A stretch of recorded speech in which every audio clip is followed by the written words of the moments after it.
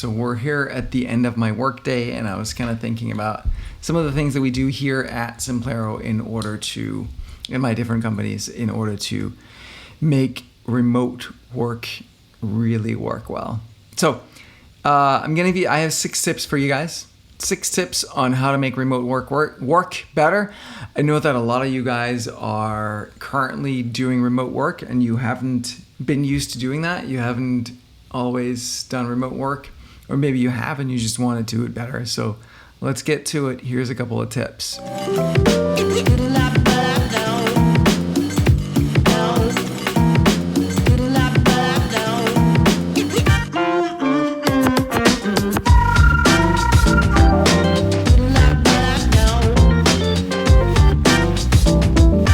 Number 1 is to start your meetings, schedule meetings to start at 10 minutes past the hour. Why is that?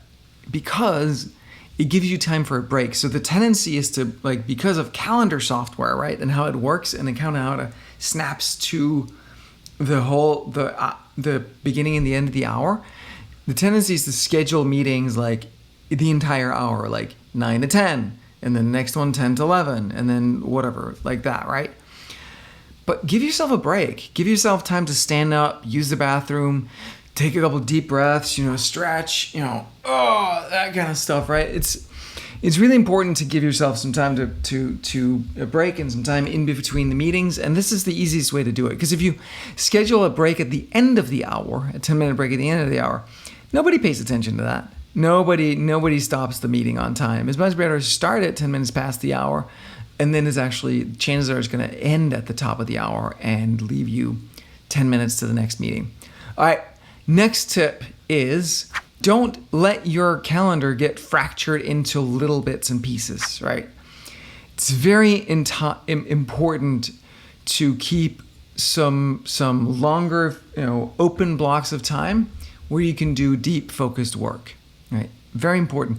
I've started to schedule. So typically when I'm trying to get a new project off the ground, I'll meet with the team daily to just kind of, while we find our footing and what are the roles going to be and how are the processes and how we're going to work together.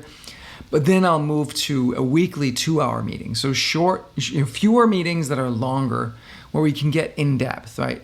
So context switching is real, right? Context switching often takes 20 minutes to fully load everything into your brain that you need to be really effective and make really good decisions about a certain thing. You can train, you can get better at it over time, but context switching is always going to have a cost. So fewer context switches, right? So that means also don't check email all the time. Don't be in Slack all the time. Don't let yourself get distracted all the time by stuff that you don't need. Make sure that you have more focus time and more solid blocks of time, and also block out time on your calendar to think, right? Thinking is hard. It's uncomfortable. It's unpleasant. It's we don't want to do it. But in order to do it, we have to do it to do our jobs well. In order to do it well, we need some time, focus time on it. So block out time on your calendar to think too. All right. Next up, number 3, know when you're most focused and creative, right? So you schedule your meetings so that if you need. My best creative time is in the morning. So I'll try to keep my mornings clear until noon if I can, which can be hard sometimes because I have people overseas in Europe, right? Which they're not too excited about that, but they're going to have to live with that for now. So I try to keep my mornings free. I try to keep some days completely free of any scheduled events at all, so that I have lots of time to do focused work. As the CEO of a 35-person company, that can be challenging. But it's important for me to do my job that I have that time, so I make that a priority, right?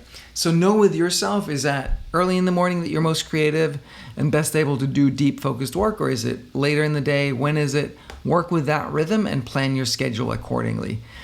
And even if you're not the CEO like I am, communicate your needs, right? Because it's in your company's, in your bosses, in your employer's best interest that you use your time most effectively, right? That you are most productive with your time, so that you schedule things so that they are at the right time for you, right? All right. Another tip is FaceTime audio. Like there's a lot of like Zoom meetings and calls and video and all that stuff, and it gets draining. I bet that you guys are familiar with Zoom fatigue as well, right? I bet that you feel that too if you've been in a ton of Zoom calls lately. It's just not pleasant. It's just not fun to do that. So I love to do FaceTime audio on my iPhone, AirPods, and then I can just walk around the house. I can walk out of the house and get outside and walk and have conversations that way. Walking meetings are great. Walking conversations are great. There's lots of signs that backs up the fact that you think better when you move, when you're walking. So absolutely do that. Tip number 5 is get to the point, right? In the meetings, just get to the point, make the meetings as efficient as absolutely possible. Screw the pleasantries, just get right to it. We're fine. Have other times where you can do the pleasantries and the chit chat and all that stuff, but generally in these meetings, have the discipline to just like get to the point and get all the decisions, all the things that you need to solve on these meetings, to decide whatever it is, brainstorm, get to it, get that stuff done. And then tip number 6 is be real with people, be authentic, be yourself, right? Have fun. Like, so what I like to do is like, get straight to the point and then just let my humanity, let my realness kind of flow out, like crack some jokes and just, connect with people and be a little silly through the thing, like during the thing, instead of like this like formal up top, like, hey, how are you? Yeah, I'm good. How are you? Yeah, that's fine, blah, blah, blah. Like skip that stuff. Just like, all right, let's get to it. And then there's more, if you're really good at keeping that pace up, then there's more time and energy as you go through it, as, during the meeting to sort of, like do more like chit chat or just crack a joke or something like that, right? And that kind of like showing yourself, showing your humanity and just being real with people does a lot to foster community when you are a remote team. We're a remote team of 35, all remote, right? I'm the only person in New York State on this team. We have people in Croatia, in Denmark, in UK, in all over the US, in Canada, in other places that I forget right now, because who cares where they are, honestly, as long as we're together and doing work, right? So it's really good to be real, tease each other a little bit, make jokes, like that kind of stuff really helps build team cohesion, build a community. So those are my 6 tips for remote work today. And it's time for me now to wrap up my day because it's getting late and I gotta get some time with my wife before the day is over. All right, have a great night, guys. Take care. Appreciate you. See you soon. Bye.